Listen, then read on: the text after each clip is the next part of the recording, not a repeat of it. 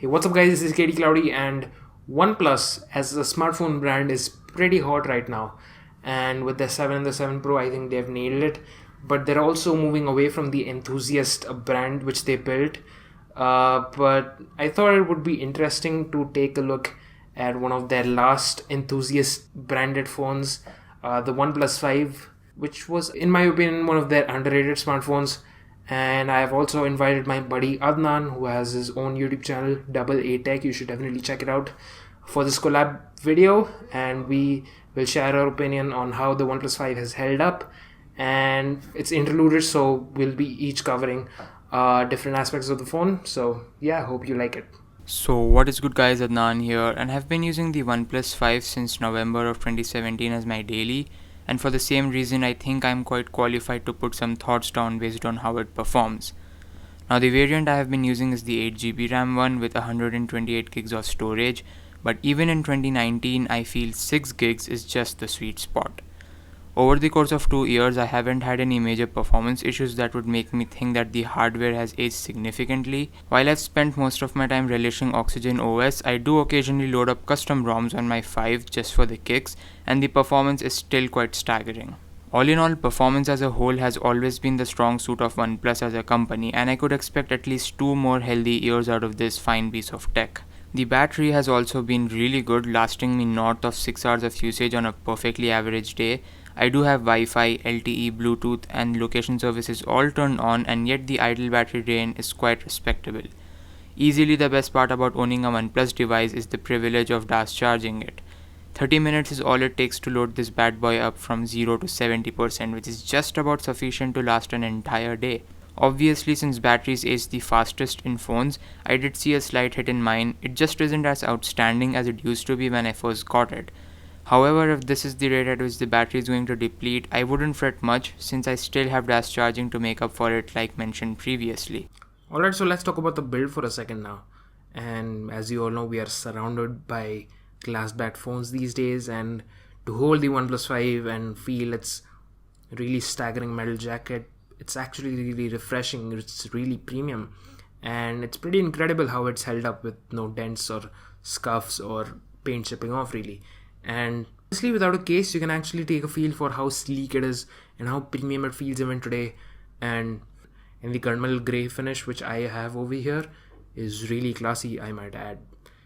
And honestly, the only thing which hasn't been up to speed with this phone is the industrial design. Well, the antenna lines which are going around the edges of the phone, the horizontal camera setup, and the 16:9 front display with front bezels. It feels so 2016-ish, I get it, but you know what? It's not that bad. If you actually use the phone, the display is pretty incredible. It's a 1080p optic AMOLED display, 5.5 inches, and the bezels are actually really managed well. The side bezels aren't that thick, and if you're actually watching content, you're really gonna enjoy it. Unless you're coming from an 18:9 notch display. So yeah, to think or to mind that the phone is outdated is really not that big of a deal. And you know what, the sleekness, the premiumness and the quality craftsmanship really make up for it. Oxygen OS is by far the best thing that OnePlus has ever made, period. The OnePlus 5 originally launched with Oxygen OS 4 based on Nougat and has seen several updates since. In my time owning this phone, I've had countless bug fixes, feature add-ons, and since I chose the open beta path, I was also first in line to receiving some of the best features in Oxygen OS. The software as a whole is still very close to stock Android, but the more you use it, the more it makes sense, almost to a point where it is shitting on stock Android users. Clearly, a lot of thought has gone into building this experience, things like having the clear all button in the recent screen at the bottom instead of the far left, having a really powerful yet clean launcher, and allowing system-wide theming. All these are things that OnePlus does better than any other OEM in my opinion. Oxygen is also tailored to provide the smoothest and the fastest experience on any Android phone out there, and half of the reasons why OnePlus phones never seem to drop frames or lag is all thanks to its software alone. I have covered some of the best features I found in Oxygen OS on my channel, but in a gist, there's a gaming mode that allows you to block notifications and calls, disable automatic brightness, and boost the network to prioritize it for the game running. The off-screen gestures that make quick actions just to swipe away are really handy, and you get used to them instantly as well. Personally, I love the quick screenshot gesture by swiping down using 3 fingers. It's fast, intuitive, and works every time. There is even a built-in app locker which provides a seamless interface without ads, and there's even improvements to how the system responds to receiving and replying to notifications when you're in the landscape mode. Summing it up, software has been one of the biggest reasons why I've stuck to using my OnePlus 5. It's currently running the latest version of Oxygen OS 9 based on Pi, and is hopefully in line to receiving the Oxygen OS 10 update based on Q when it's out too. Alrighty, the camera. The camera is fine for, this kind of premium device, and maybe I'm spoiled by using the Pixel camera. Okay, let's talk about the good things first. I really like the camera UI. The controls are really fine and nicely laid out. And honestly, the general public does like the images which come out of these phones. So I'm guessing unless you scrutinize, you're really going to like these photos. They're bright and saturated, not that much. They aren't that contrasty. And what I hate the most is there is this weird grain in all photos, especially when you zoom in. And even in low light times, there's some evident noise grain.